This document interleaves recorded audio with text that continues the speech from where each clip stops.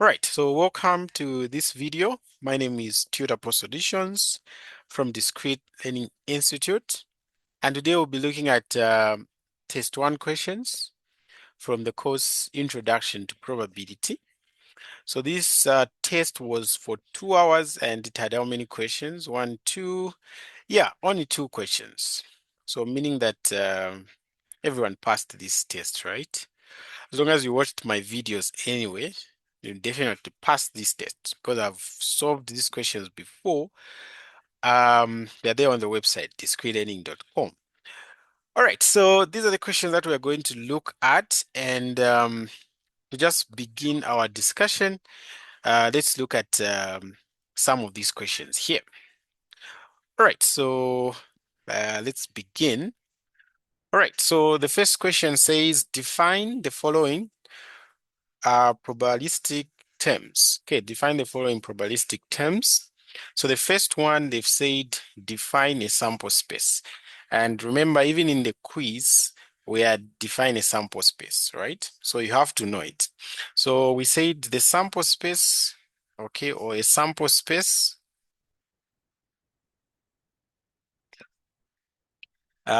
which is denoted by S or any other symbol that you've been given.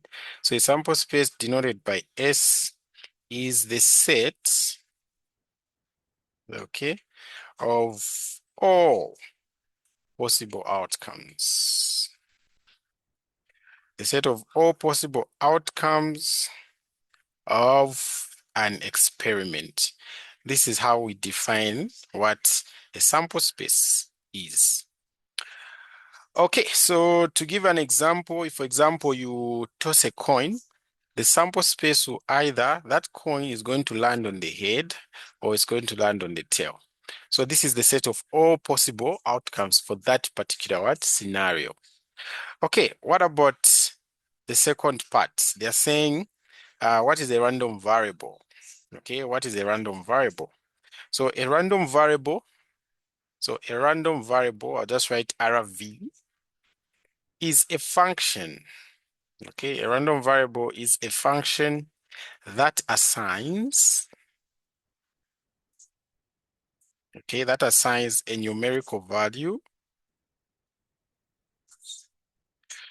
to each group, to each outcome, not group, to each outcome in the sample space. Okay, this is how we define a random variable. So a function that will assign a numerical value to each outcome is what we call the what? A random variable. All right, so those are the definitions for part 1A. So if you have any questions, feel free to just unmute yourself and then you ask. Otherwise, I'll move to part B. So part B says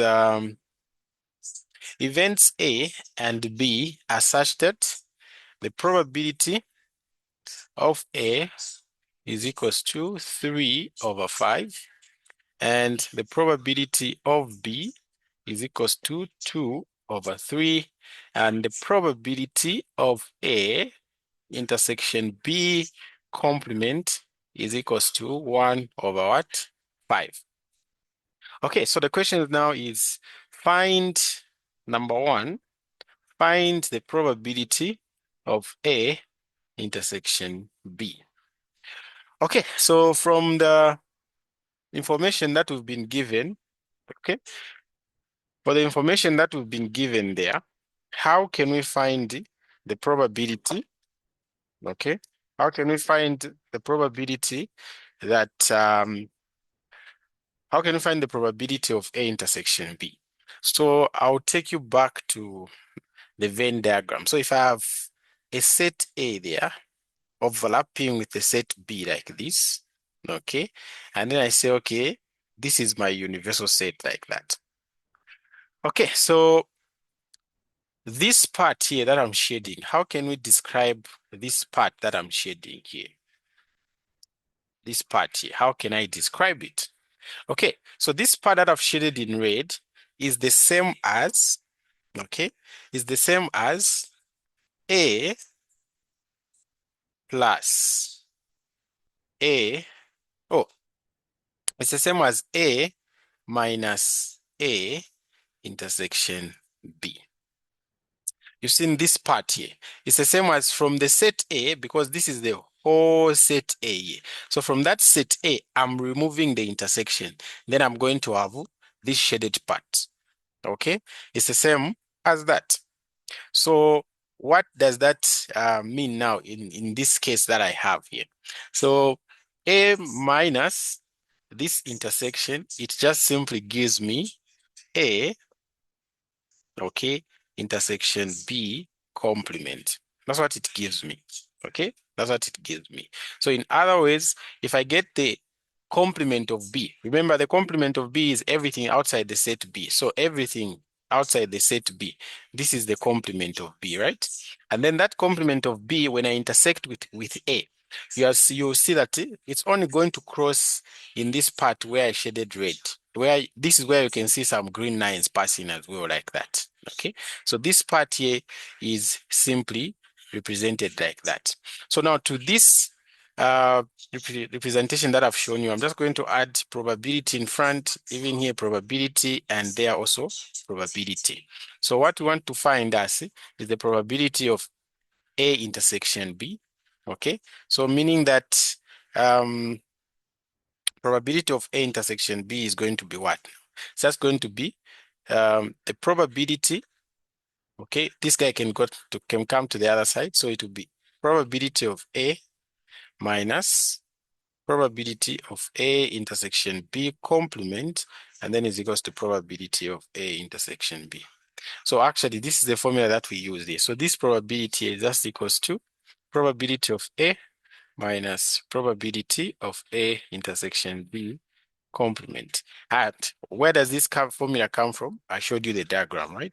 So meaning here, I'm just going to say probability of A is 3/5 minus probability of A intersection B complement is 1/5. Okay, so these guys have the same denominator. So meaning I just subtract whatever is in the numerator. 3 minus 1, I'm just going to get 2. So probability of A intersection B will just be equals to what? 2/5. Okay, so any questions there? Any questions there? Okay, so if there are no questions, we look at the second part. So the second part is find the probability of A union B. So here, just going to use the total probability concept. So this probability is the same as probability of A plus probability of B minus the probability of A intersection B.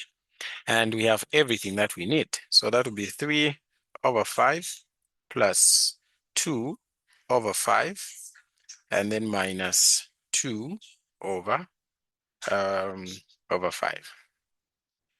Okay, so meaning what are we going to get? What are we going to get here?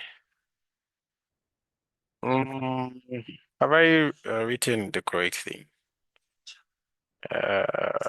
Oh, this one here is 3 there, not 5, sorry. So this is 3. Okay, so from there, what are we going to do? We can first combine this guy and this guy because they have the same denominator. So it will just be 5, and then 3 minus 2, I get 1, plus this guy here, which is 2/3. So now the common denominator here is 15. 15 there, it's 3. 3 multiplied by 1, 3, plus 3 into 15, it is 5. 5 multiplied by 2, that is 10. So when I add whatever is on top, I get 13/15. So the probability of A union B is equals to 13/5. Okay, so any questions there?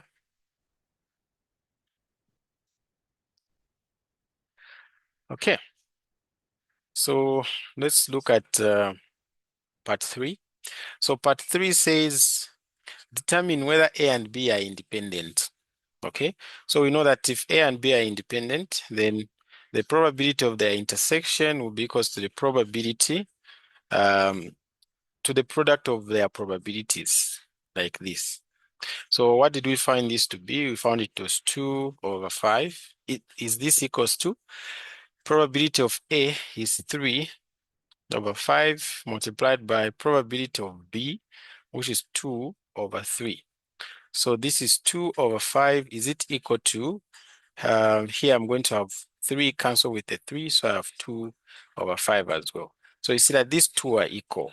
Okay, so those two are equal. Okay, you write it. So since probability of A intersection B is equals to probability of A multiplied by probability of B, then A and B are independent. Okay, so any questions there?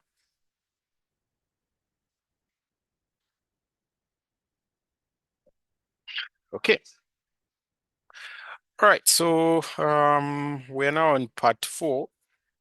So part 4 says find the probability of A complement given B. So this is just a conditional probability which says probability of A complement intersection B divided by the probability of B. So how do we get this probability on top? We did the same thing like we used to find the answer on part 1. Okay, so set B is actually, okay, a combination of A intersection B complement plus A complement intersection what? Intersection B. Okay, you can draw a diagram to check this, and then if I add probabilities everywhere, to just be probability of B is probability of A intersection B plus probability of A complement intersection B. So we want this guy now. So this guy goes to the other side. So whatever is on top there just becomes the probability of A intersection B. Should start with the B, probability of B, and then this guy goes to the other side. So minus the probability of A intersection B divided by probability of B. So this will just be probability of B is 2 over 3 minus probability of A intersection B is 2 over 5. Then I'm dividing this by the probability of B, which is 2 over 3. Okay, so how can we find that? So let's combine this. So that is 2 over 3 minus 2 over 5. Common denominator is 15. 3 into 15, it's 5. 5 multiplied by 2, it's 10, minus 5 into 15, it's 3. 3 multiplied by 2, I get 6. So on top, I have a 4 over 15. So this part here is a 4 over 15. And then this part, since I'm dividing, I can now write it as multiplied by. This guy goes on top, this one comes down. So that is 3 over 2. So 2 there, it's 1. 2 there is 2.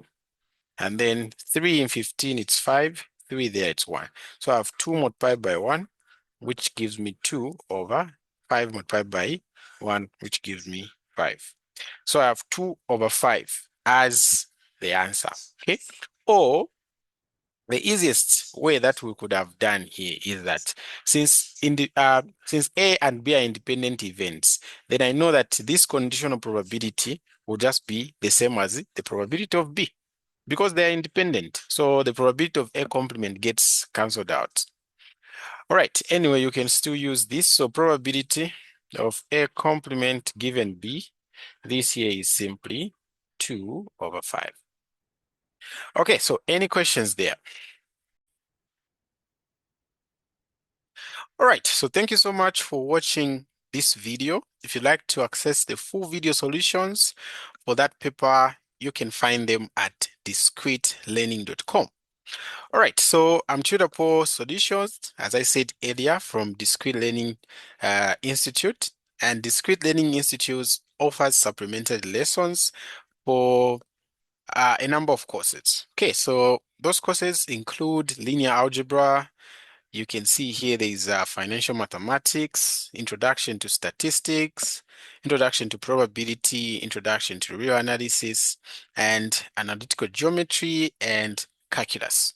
Okay, so if you're having challenges with any of these courses, you are free to subscribe with our website, and you're going to find helpful materials on our website. And in each of the courses that you can see here, when you subscribe with Discrete Learning Institute, you're going to access solutions to quizzes and tests. You're going to access solutions to tutorial sheets. Okay, you're going to access solutions to final exam past papers. You access solutions to assignments. Okay, and also we are going to provide topic lessons, concept lessons, and the like. We will also allow you to consult from us. So meaning that if you are watching some of our videos, okay, on YouTube or on the website and you don't understand anything, you can simply direct inbox us. Okay, you can DM us and we'll be able to help you just get a clear picture of whatever concept that you are trying to get. Okay, so these are the services that we offer and we are available to help you if you have any challenges in any of them. Okay, so let me show you the website. Okay, for those who have never seen the website, I can show you the website here. So you just open Chrome and then type in discrete learning.com and then you go to the website. Okay, so you just wait for it to load and ta-da, you are inside the website. So this is our website here. This is how it looks like. But if you're a first-time user, it's going to actually ask you to create an account for yourself. So you just put in the normal details, your name, your email, you set your password, and then when you log in, you will see something like this.